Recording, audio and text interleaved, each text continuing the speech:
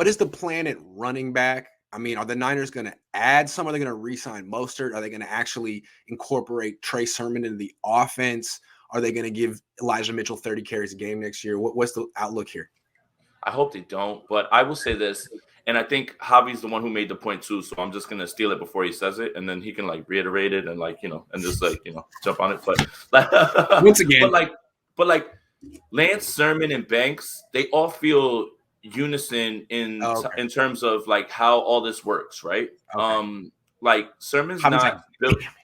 Yeah, Sermon's not built to run outside zone like that, right? So and I think that Banks doesn't fit in that as well too. So if you want to get into this power zone read inside thing, it'll be that. I actually do think that Mostert does come back too, though. Like I'm starting to warm up way more to that, because when you again, we talked about it, Grant. Yeah. You notice how much he's on the sideline, and remember, the human element. The Niners are the ones that gave him his shot. Yep. And he fits so well with Shanahan's scheme, right? Like foot in the ground, one cut, all those things. So I think it'll be a bunch of them together. It won't be Elijah Mitchell 30-something times. And look, Elijah Mitchell had an amazing season. Didn't fumble one time. The vision problems started popping up again in the NFC title game a little bit more, right? Like when the hole's not clearly defined and you've got to make your reads, he's a little bit more skittish. So Javi, you can jump in now and reiterate, the point that I stole from you. No, it's all right. Sermon and Banks feel more gap scheme related, right? So if Kyle wants to run multiple looks on offense, he can utilize Elijah Mitchell for his outside zone or Mostert for his outside zone. And then if he needs to pound it in the middle with gap scheme, you got Trey Sermon. That's kind of what Aaron Banks was in college. And I don't know if anyone's paid attention to Aaron Banks last 3, 4, 5 weeks when he's on camera. He looks like he cut down weight. It looks like the Niners asked him to lose some weight to be more agile in this gap scheme and outside zone. Look, Grant, you were at training camp. He looked pretty heavy. He wasn't getting to the second level fast enough. Runs were getting stuffed back there. So hopefully his weight loss does help him with the gap scheme and outside zone. But I think part of those first 3 picks were all designed for Trey. Like there's a different offense that Kyle wants to run with Trey. We saw some of that with the Texans game, the second half of Seattle, and then against Arizona. There's a little bit different things here. And then with adding Mostert back, go back to the Raiders game in the preseason when they were running Jimmy out there, moving Trey in. Just the threat of holding Trey there for a read, and then Mostert just takes off. Like there was gain after gain after gain after gain. You're going to want to have that guy there. I think the Raider game, the Raider preseason game.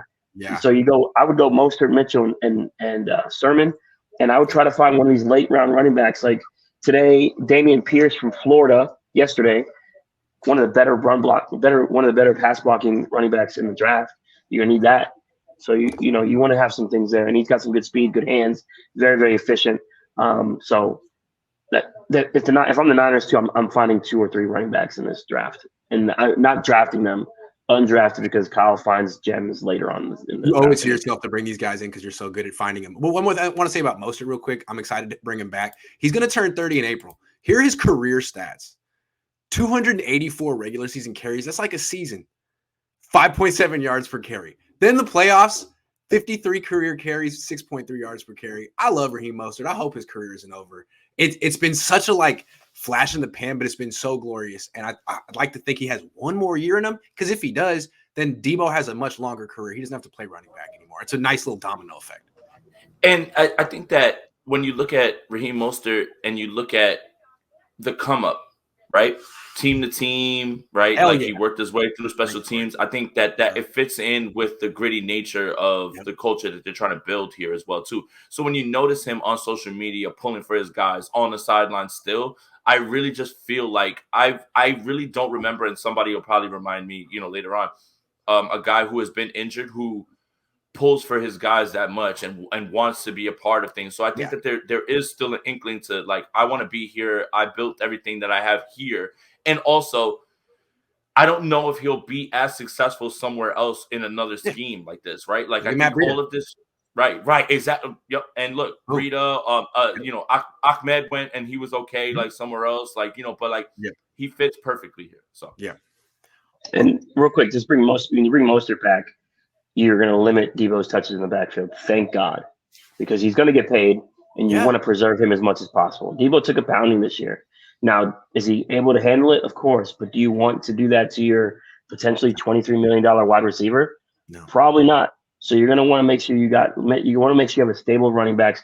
Are you going to use Debo sparingly in that situation? yes, of probably, course. probably. But like but once or twice, not 8 or 9 times. Yeah. I don't want to see Debo getting 9-10 carries a game because they were so shorthanded on running backs that Kyle didn't trust. Like Debo was out of necessity in the NFC Championship game. That was an out of necessity thing because Mitchell was dealing with MCL sprain or tear or whatever the hell it was that it was going on.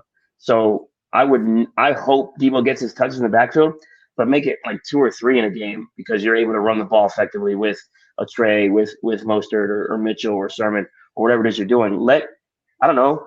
When you get a quarterback, your wide receivers complete wide receivers. I don't know. Crazy idea, right? I think so.